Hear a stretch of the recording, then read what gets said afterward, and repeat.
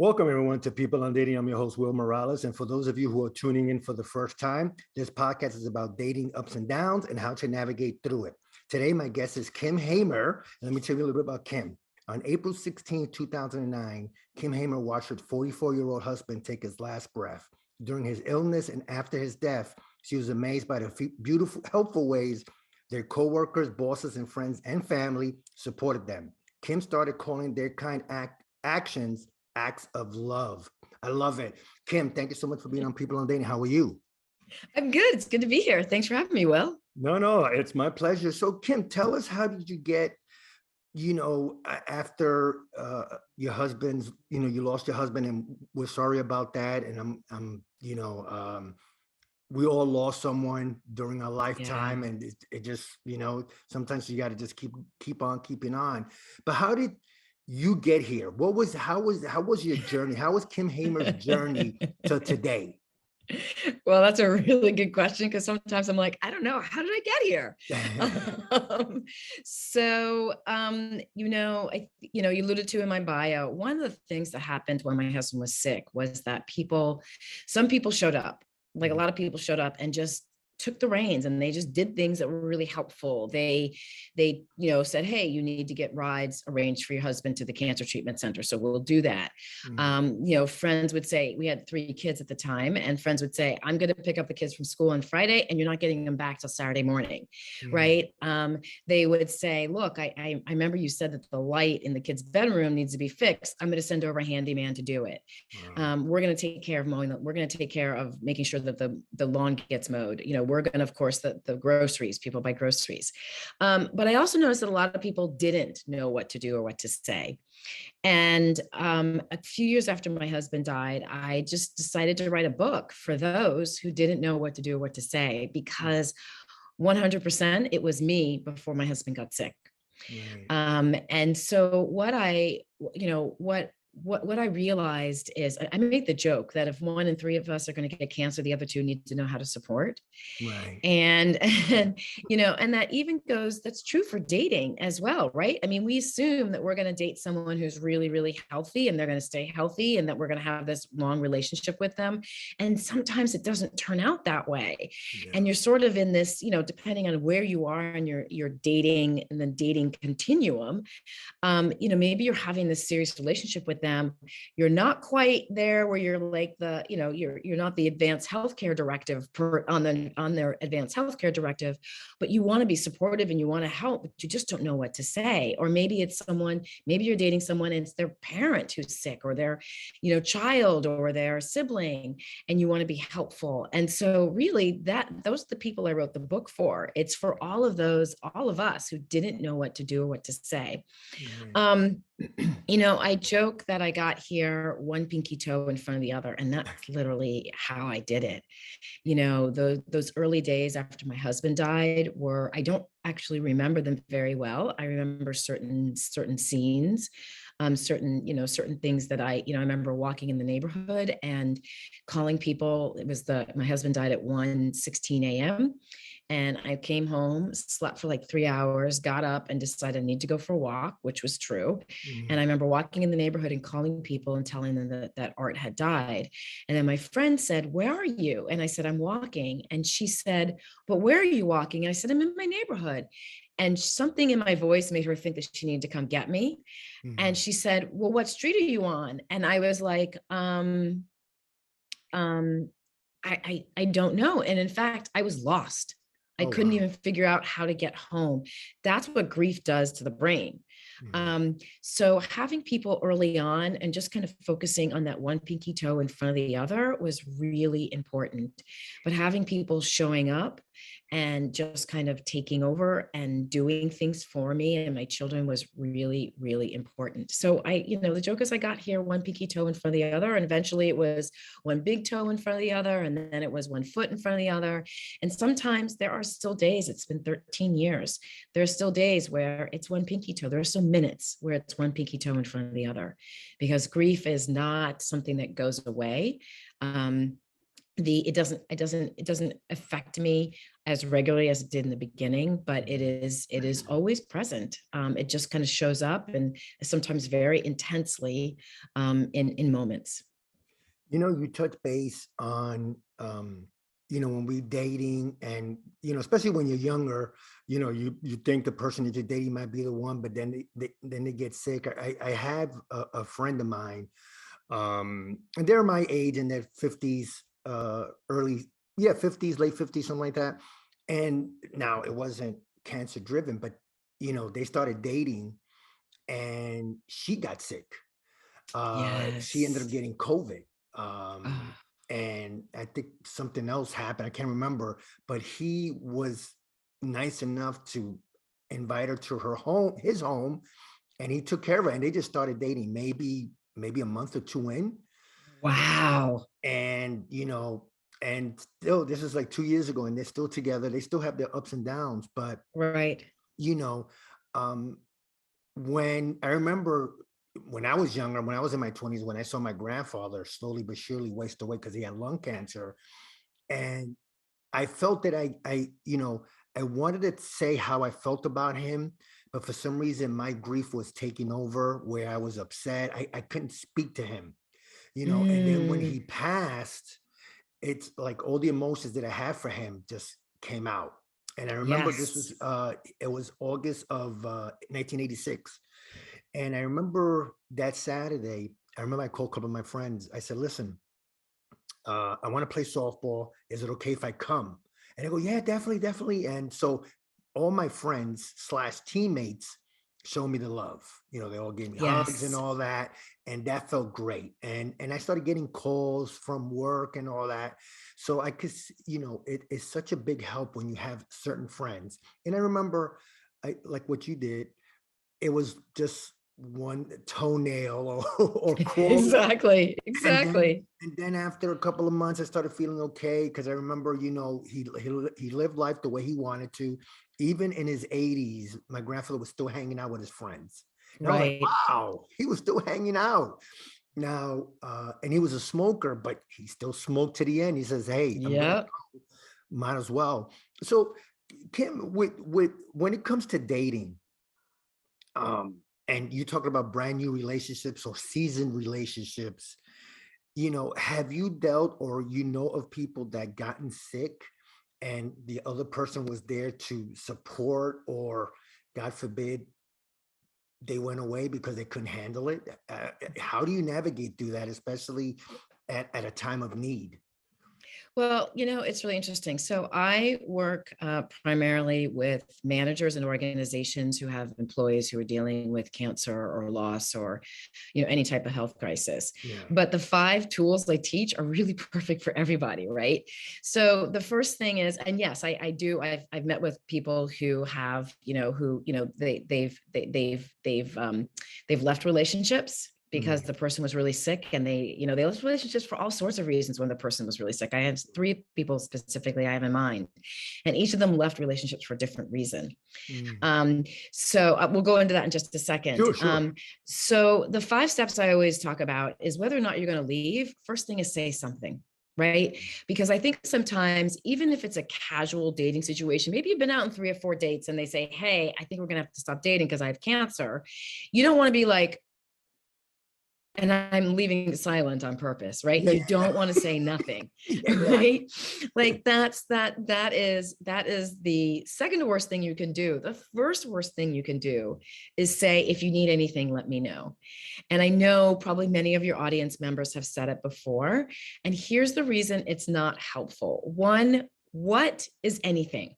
Like, really, right? I mean, you're just dating this person. What is anything? Does it mean that you're going to come over and like sit with them while they're going through chemo if they get chemo?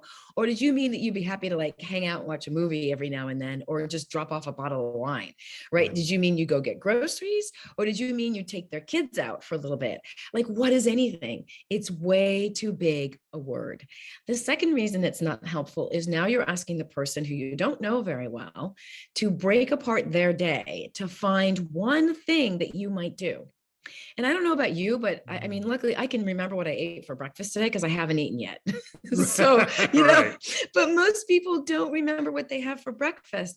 And so you're asking a person who's under a great amount of stress to break apart their day and to find one thing that you might be willing to do. And the Right. third reason it's not helpful is because they are in a high state of vulnerability. And I Mm. don't know about you, but most people are not good at asking for help. They're just not good at it. It's not something that we are good at in this country, in the And United States. I wanted to touch base on that because I, for one, me personally, I won't ask. I know Yeah. that because of stubbornness. Second might be pride, and it Mhm. probably, and let me switch that. It will be pride first. There you go. I don't want help. I can handle this. I could do this myself. Whether it Yep. was moving to my new apartment or maybe going through some issues at work, whatever that may be, I don't want to show that vulnerable side. And again, I Exactly. don't know if that's a man thing, a pride thing, or a combination of both. So, what I have found is most people don't ask for help for several reasons. One, pride. Mhm. Two, shame. And three, just fear, right? Because when you ask for help, you are making yourself vulnerable and there's an opportunity to be rejected. And nobody likes to be rejected. No, I agree. So yeah, so you put this person in this position, right? Where you say, if you need anything, now you put them in the position where they have to come to you and ask you for help, and that's really hard. So Mm. usually what happens is they don't call. Now this rule applies to pretty much everyone unless it's your bestest friend, you've known each other for the last 25 years, and when she says, do you need anything, let me know, you're going to call her and say, hey, I'm throwing up, can you come hold my hair? Like, that's the kind of friend you have, right? But Right. everyone else is too hard. And then the last thing that we forget is we need to acknowledge what's happening in their lives. So those Mm. are and when we say, if you need anything, let me know, although we usually say it with a great amount of meaning, we are skipping over the part, which is, holy cow, this is happening to you. Yeah. Right? Because when you think about, I often say this, when you think about work or when you have a bad day at work, you want to come home and you want to vent, right? You don't Oh, want necessarily someone to fix it. You just want to go, oh my gosh, yada, yada, yada, yada, this person, that pisses me off, right? You don't want someone to say, oh, well, you should try this or whatever, or to fix it. You want someone to just hear you out. And in fact, if you look at, social media today, people feel like they feel invisible because they don't feel heard. They don't feel right. listened to. And Mm. so that's the gift. That's an incredible gift that you can give to somebody. So, what I tell people to do instead of saying, if you need anything, let me know, is be specific, is first of all, acknowledge, Mm. wow, that really sucks, right? You can acknowledge it with, and I'm sorry. I'm sorry this is happening to you. Like, this sucks. Great phrase. Right. Another great phrase. I don't know what to say, right? Wow. How wonderful is it that someone else's issue makes you speechless? Because it Mhm. should, right? They have cancer, they just broke up with someone who's just destroyed their lives. Like, just saying I don't know what to say is a really powerful statement. So that's the first step. The second step you need to do is you need to feel, I always say, deal with the feel, and that is deal with the feelings.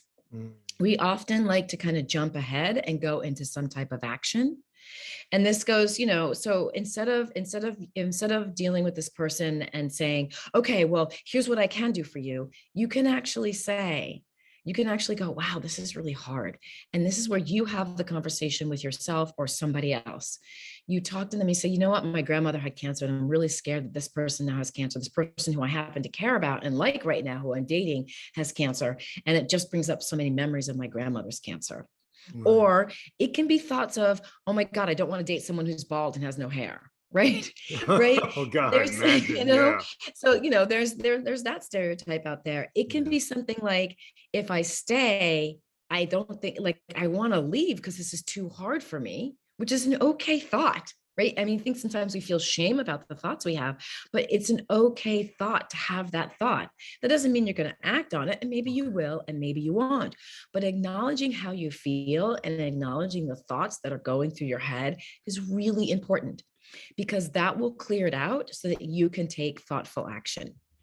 And I Wow. do want to say, it's not about clearing it out, even. It's just about getting clean, right? If Mhm. you leave, if you don't want to be with this person because they're going through this really difficult time, Yeah. you just need to be honest about it, right? So it's saying, hey, I really like you. I thought we were going in a good direction. We're on our fifth date, and I just don't feel comfortable being around this. This is bringing, I don't feel comfortable being around this right now. Um, and so I'm really sorry, but I just don't think this is a match anymore. Right. I mean, as horrible as it makes us feel, Yeah. if you're upfront and honest, as opposed to ghosting them, which is very common, like someone gets diagnosed with cancer and all of a sudden you don't hear from the Mhm. person you happen to like that's cruel. It's much better that you own it, and you're able to do that if you clear out your thoughts. And if you decide to stay, you know that you're staying for good reasons, right? You're not staying because you're a martyr and you're like, I was only dating him for 5 times and I'm going to stick by his side because I'm so wonderful, right?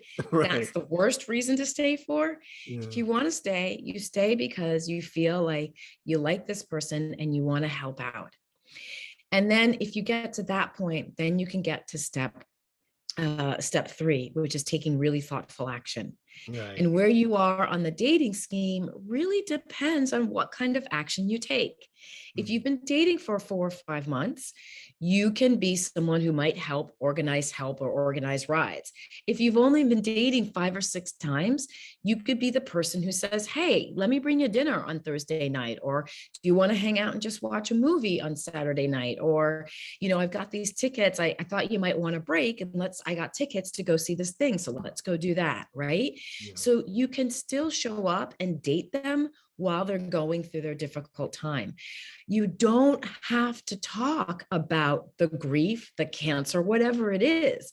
And I think that we make the mistake in thinking that thoughtful action means that we're going to lean into them, touch them on the arm, make big puppy eyes and go, how are you? Like, how are you? Right? That's actually really intrusive. If Right. you really, you can reach out to them and say, hey, I want to take you to the movies tonight, but I was wondering, how are you doing today? Right? How are you doing today? How are you doing this minute? Those are really powerful questions because you're honing in on the moment. And Got then after you ask those, yeah, be quiet. You keep your mouth shut. But how are you in general is really intrusive because it's basically saying, I want to hear all the juicy bits about what's happening in your life. Like, how's the cancer? Who said what to you? It just feels really intrusive. So, depending on where you are in the dating of this person, you have a lot of options of how you want to show up, how you can still be involved, but not be like the person by their side holding their hand all the time. If that's who you want to be, and if that's where your relationship is, then go for it. But if it's early in the relationship and you really like this person, then just hanging out, just being who you are with them, hanging out is a great thing to be with them. And then the step 5 is just kind of revisiting. It's constantly dealing with the feelings and then taking thoughtful actions, right? So it's learning what to say in the moment.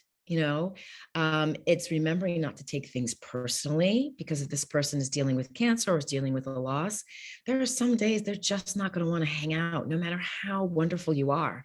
Right. And giving them the space to say, hey, I'd love to come over Friday night. Are you up for it? And then 5 minutes, like you're on your way there, and they call and say, you know what, I'm really sorry. I just really need to be by myself tonight. And you being gracious and understanding and saying, you know what, I totally understand. I have this bottle of wine that I was bringing over, so I'll just leave it on your doorstep. I won't even knock, and then calling them in a couple of days and seeing how they're doing. So I Mhm. think it's, that sort of step 5. So first one is know what to say and say something. It's really kind of say something. Right. The second one is deal with the feel. The Yes. third one is taking thoughtful actions. Yep. The fourth, wait, I missed one. Right. It's, You it's, had let me see, be specific when asking, yes, ask first. Yeah. Know what to right? say. Deal with the feeling, Yep. Yep. thoughtful actions, Yep. revisiting what to Oh, say. you Did I know get what? that I right? missed one. No, I missed one. So Okay. after you After you deal with the feel, you're going to Yeah. do an assessment. And so I know that sounds like a very technical work term. And you're like, why am I going to assess my relationship? But you're going to assess and understand what you're capable of giving at this Mhm. moment. You're going to assess the situation. Like I said, have you been dating for 5 days or 5 months? Right, you're going Mhm. to assess what they need. You're going to talk to them about, where you are in this relationship and how you want to help, and Yeah. what you can, and I said earlier, assess what you can do. If you have a full-time job and you guys see each other once a week or twice a week, you're not going to be able to be there every day for him or her, Would right? phone calls But be okay? Text? I don't like to do texting because I think it's so impersonal at times. But would phone calls be okay? a And phone call would be great. Yeah, yeah. making a phone call and say, hey, I know you told me about the diagnosis the other day. Can we talk about how I can support you? Mhm. Right. Mhm. And so it's opening up the conversation because, they're worried about it too. They're Right. thinking, crap, if I've been dating this person for 5 months, they're like, I like this person a lot. And now I have cancer and I'm terrified that they're going to leave. Right. Right. And if you are going to leave, be upfront and tell them. And if you're not going to leave, tell them, let's talk about how I can support. I don't think I can be there every day for you, but on Wednesdays, or if you need a ride once a week to the cancer treatment, I can do that for you and I can pick you up. And since I'm working from home, I can even stay at the treatment center while you're getting treatment and hang out. Right. Or if you're uncomfortable because that feels too vulnerable, I'm happy to come over on a Friday night. So this is where you have those honest conversations in your relationship about how you want to show up for the person. But you can't do that unless you're willing to assess what you're willing to do. So it's know what to say. Right. It's feel the feelings, take an Yep. assessment, then take thoughtful action, and then repeat. Right. And the assessment you do, you're going to repeat the assessment because that changes too. Like Yeah. maybe I'm on 6. Look, people are not people who are going through a difficult time. There's a great Martin Luther King saying, it's not I'm butchering it. It's not the measure of the man of when everything's calm. It's who the man is when they're in crisis, right? Right. So I get what you're saying. Yeah. Yeah. Yeah. yeah, I'm totally paraphrasing. But y'all, when someone is sick, it's really hard, and sometimes it's not their true self comes out, but their meaner side comes out, and not in a bad way. It's just that they're in a lot of pain. Chemo is painful. Getting radiation is after the effects of is painful. Surgery is painful. Even immunotherapy can be painful. Yeah. And so really understanding what people are going through, and understanding that when someone's in pain, I mean, I don't know about you, but I'm not nice when I'm in pain. Like I try to be, but I'm in pain. When Yeah. I'm in fear, I have a hard time being nice, right? I want to be nice, but I'm so scared. So having the patience and understanding that this person is in pain and how you react to that pain is how you show up, like in difficult times. And that really is about who you are. Wow. It's amazing how you broke it down because I think some of us um would a phrase of if I, God forbid, I know someone that's sick or whatever, can you say the phrase how you holding up? Would that be something that would be allowable? Like, hey, how you holding up in this time? How you feeling today? Or something like that. But I guess the words would be, hey, how you holding up? Because when some people are going through some emotional problems, whether it's through dating or whatever it may be, I always ask, hey, how you holding up? Or the loss of a job. I always say, hey, how you holding up? Is Yeah, that yeah. phrase allowable? I would. So here's the thing. There's no wrong phrase and there's no right phrase. Okay. It really is, or that's not true. There are a lot of wrong phrases. Well, it depends, right? Depends how sensitive and Yeah. I unsensitive mean, you are. yeah, yeah. I mean, I always tell people, don't say at least. Don't say, well, at least it's not, at least it's a good kind of cancer. Like that at least minimizes what they're going through. So you want to Yeah, keep the word at least out of your vocabulary when you're talking right. to them. But I would always focus in on the moment. How you holding up right now? How you Yeah, holding up today? Right? That's first of all, it's much more manageable, and it sounds like you really care. right. And even though you say how you're holding up, it's a very general statement. And it's hard to kind of say, well, actually, I was in a ball sobbing this morning on my bed, but I'm fine now. Like, but Right. if you ask how you're holding up today, they're going to go, yeah, I had a really tough morning. It was really, really hard. I think I'm okay right now, or I'm having a hard time. You might hear a wavery voice, like, because they're trying to hold back tears because you asked about the moment. You asked how are you doing today, or how are you doing right now? Yeah. And then, and the key thing of that is, how are you doing right now? And Mm. pause. Give them a moment to take it in. Because, y'all, it's hard to be loved. Yeah. We all say we want to be loved. I cannot tell you, I just want someone to love me.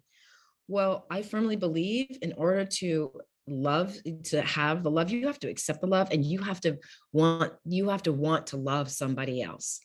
You have Mm. to want to pour into them, Right. and they will pour back out to you.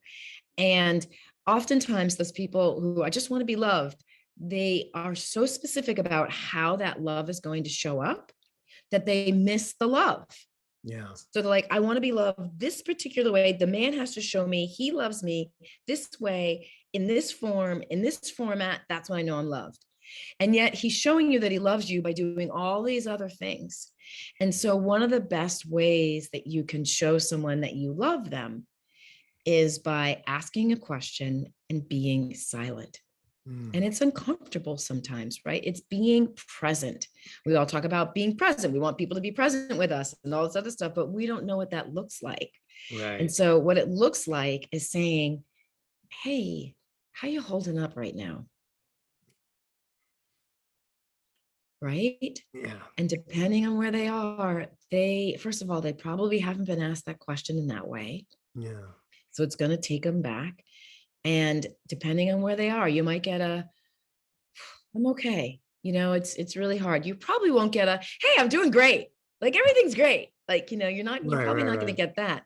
Yeah. Unless they just got a job, right? Like if you're talking about someone who just lost their job, unless they just landed a job, they're going to get that.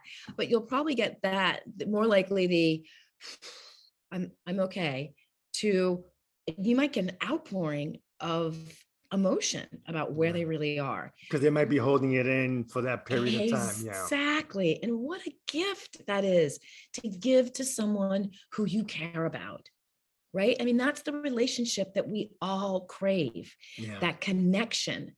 And that connection comes from letting somebody pour out into you, or on you, into you. I'm not sure what the right term is. I'll take But both. Yeah. letting someone, and then there's such relief, and they feel like they're cared for and honored, and then they want to do the same thing back to you. Wow. Right? They want to repay you Yeah. because of what you've done for them. So all of a sudden, this condition, this disease, this loss may be the thing that brings your relationship to a much deeper level, because you're not telling them what to do or what you think they should do or how they should behave, right? You're Mm. just present with them in the moment. You're being yourself with them.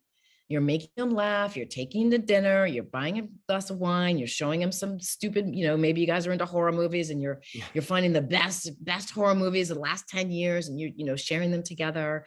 Maybe you're having long chats, but you're being you when you're with them. Right. Right. And then you're constantly assessing. It's like, hey, I noticed that you seem to be kind of getting sicker. Do you want me to call your mom to have her come visit you? Or, so it's just kind of constantly assessing the situation so that you're understanding how you can show up. I noticed it's like that guy. You said, you're really sick and you have no one out here to take care of you. Mm. So I'm going to suggest that you move in, let me take care of you. Right. Yeah. And I'll keep you in quarantine and we'll do what we can do. But that's taking care of somebody. It's assessing the situation and deciding what you can and cannot do. It's making the offer. Yeah, by putting it the way you did, again, dealing with the feelings, having thoughtful actions, doing an assessment, because again, you don't want to say the wrong thing. You don't want to upset them. You want to make them laugh if you could, make them forget about the situation they're in. So for you, Kim, when you dealt with that with your husband, um, were these in play for you at that time? Were you able to show the outpouring love to your husband? Were you able to, or did the grief get a hold of you? Because when my grandfather got sick, I gotta Yeah. admit, the grief got me, Yeah. but I Yeah. was Well, it's 24. Yeah, go ahead. first of all, I mean, Will, you were 24. I think that's a really good point. And two, it wasn't grief, it was fear. It Okay. was reality. It was fear of reality, right? Because Right. and I don't want to say it wasn't grief. Who am I? I'm not a therapist. Sorry, I didn't mean to no, No, no, you're I got wrong. you. No, no, of course. Your feeling you're having was wrong. This is the feeling you're having. No offense taken. I'm so not a therapist, so please forgive me. No, no. So I think the thing is fear makes us do all sorts of things that usually lead to regret. Mm, Fear makes us avoid hard situations in the moment, not thinking about the long term, right? So we do things that will avoid the issue in the moment that really cause us a lot of pain in the long term. right. And from hearing you talk, it causes you pain to think about that you didn't tell your grandfather how much he meant to you, Oh yeah, right? yeah. Yeah. So I mean, that's and I haven't thought about it in so long. That's why right. when I saw you and I read about your bio, I said, I want to talk to her about it. Because on occasion, and it's very rare, like he'll pop up into my mind. Something's in a dream Yes. or something. Yep. And I remember, like some of the things we went through, we loved watching baseball. So we were always watching games together. But when he got sick, I was working. So my mind was everywhere, Right. and Right. yeah. So I felt that I didn't get a chance to tell him. And in fact, Yeah. I know I didn't tell him, Yeah. so Yeah. yes, go and ahead. and you were 24, and Yeah. this was probably your first kind of death, I'm assuming, right? So I think one of the things that we need to talk about more often is grace, Yeah. right? Just kind of understanding in the moment you might say the wrong thing to the person you care about, right? Mhm. You just might. It Yeah. might happen. And and then but the beauty is you get a do-over, right? You get Mm. to go back and say, I'm really sorry. I felt like I didn't realize what I was saying, and that was the wrong thing. Here's where I was coming from. I love you, and it's really hard for me to see you in pain. Right. Right. Yeah. So with my husband, I think I did a really good job of caregiving for him. He was sick twice. So I Mm. think I did a really good job of caregiving for him the first time he was sick. Yeah. I don't think I did as good a job the second time because honestly, I was terrified. Yeah. I was absolutely terrified. I married a man who I knew was going to be a great co-parent. So it wasn't like I stayed home and parented the kids and then he went off and came in and just kind of, was there sometimes. Like we made many of our parenting decisions together. And it Right. used to piss the kids off because they couldn't play us against each other. Right. Yeah. So we parented together. We talked a lot about how we were parenting. We had we thought about what we were doing. We did everything together. He was a co-parent. Right. And I was not, and I don't think anyone's ever prepared. I mean, you're never prepared to lose a Yeah. partner. But I was terrified out of my mind. And looking back, I see how terrified I was. Right. Though I was able to have a conversation with him once where I said, like, I see how hard you're working to stay alive. Like he was the second time he was fighting. I mean, Mhm. just from the moment he was diagnosed the second time. And Mm. so I was able to say to him, I see how hard you're trying to stay alive. Like I get it. And I just want to acknowledge how much pain you're in. And if you need to go, if you don't want to do this anymore, it's okay. Like it's Wow. okay. We'll be okay. And and this was done over, we were sitting very close together on this overstuffed chair, and I'm crying and we're hugging, and there's like, snot between the two of us, like a snot bridge. I mean, it was not a Hollywood movie moment. But that was the moment that I'm really grateful for. Right. And then 3 weeks after that, he did die. Yeah. Um, so, I could have easily said, you need to stay alive, you need to fight, you need to keep going. Like, this is really important. The kids need you. And that wouldn't have helped him, Right. right? It would have helped me because I would have felt like, okay, I'm telling him to do these things. Sure, sure. But, and I would have thought that I was spurring him on to keep going. But he literally was fighting for his life. Yeah. It was so clear it was a couple months after the second time. And it was 3 months after the second time. He was, his body was like, we're done. Let us go. Yeah. Um, and so, that's the moment. But there's plenty of other moments I can share where I wasn't so kind and graceful. I was pissed at him that he was sick. I was pissed that, he wasn't co-parenting anymore. I was pissed that I was taking over everything, that I was doing everything, Yeah. because his job was to fight the cancer. My job was to handle everything else. So Right. there are plenty of moments where I wasn't full of grace. And that's where the community was really instrumental for us. It was, you can be so pissed off, but then someone brings a meal right when you really need it and you can't be pissed off anymore, right? Or someone says, hey, I'm going to pick up the kids on Saturday and take them to Disneyland. I'll have them back to you sometime on Saturday night, you Yeah. know? So it's understanding that there is no perfection in cancer or grief or any other type, and we can't be perfect people. Yeah. It requires courage. Let's be really honest. It requires courage to show up for people that we care about, because we are afraid that we're going to say that this wrong thing. We are afraid that we're going to make it worse. And y'all, honestly, you can't make it worse. They got cancer, or they Yeah. lost they lost their someone important. You can't make it worse for them. You just can't. Right. So, it's like, you're not the devil. Someone says you're not God and you're not the devil. So, you Right. know, it's really understanding that being supportive takes courage, because you're going to mess up, and Yeah. that's okay. It's not about perfection. It is about, performance. It's about showing up, Right. Well, listen, first of all, or Kim, progress. yeah, no, listen, again, Kim, thank you so much for being on People on Dating. This was an eye-opening subject. I really wanted to talk about it. And before I let you go, just a couple more things. Any books you would like to recommend? So, there's, of course, I'm going to recommend my book. Of course, that's why I One, asked. okay. There's a book called 100 Acts of Love, A Girlfriend's Guide to Loving Your Friend Through Cancer or Loss. And a really quick aside note, I used to have this book at work, and some of the single guys would come up to it, see it, and be like, this is a good dating book.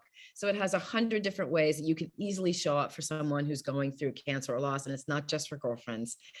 So I highly recommend that. You can find that at my website at 100actsoflove.com, and that's the number 100. Okay. And then lastly, I gave you one thing never to say to anybody with cancer, but if you'd like to know the other 4 things never to say to Sure. anybody dealing with cancer, you're going to go to 100actsoflove.com/what not to say. No spaces, all lowercase, and you get a free download of 5 things never to say to anybody dealing with cancer or loss. But you'll also understand what to say instead. So it's not just, hey, you shouldn't say this. It's also, you shouldn't say this, but you should say this, so that you have some great options to use for anyone in a difficult situation. Well, again, Kim, I appreciate it. Thank you so much. We'll definitely put everything on the show notes. And again, I appreciate your time and giving us time to talk about what you dealt No with and worries. what people could learn. So thank you so much. Well, Will, thank you. This has been really great. It's been really nice to just take what I do and put it into the world of dating, because it's this happens all the time to people, and there's not a lot of conversation about it. Not a lot of people you can talk to about, what do I do when someone I care about, where I don't know where the relationship is going, is diagnosed with something like this or dealing with grief. So I'm Yeah. so grateful that you reached out, because I think I hope that it'll be helpful to people. Yeah, I think it will. Well, again, Kim, thank you so much. I really, really appreciate it. Well, everyone, that was Kim Hamer, and you can find her at 100actsoflove.com. That's the number 100, ACTS of love.com, 100actsoflove.com. Kim, thank you so much for being on People on Dating. Much appreciated. You can find me on peopleondating.com. That's peopleondating.com. Check out our past shows and check out our blog. Also, please go to Apple Podcasts. Please subscribe, leave a review. Tell us how we can make this show better. You can also find me on Google Podcasts, Spotify, and on YouTube. Anyway, guys, on behalf of People on Dating, I'm Will Morales. Until next time, thanks, everybody. Just remember, it's just a conversation, no judgment. Bye.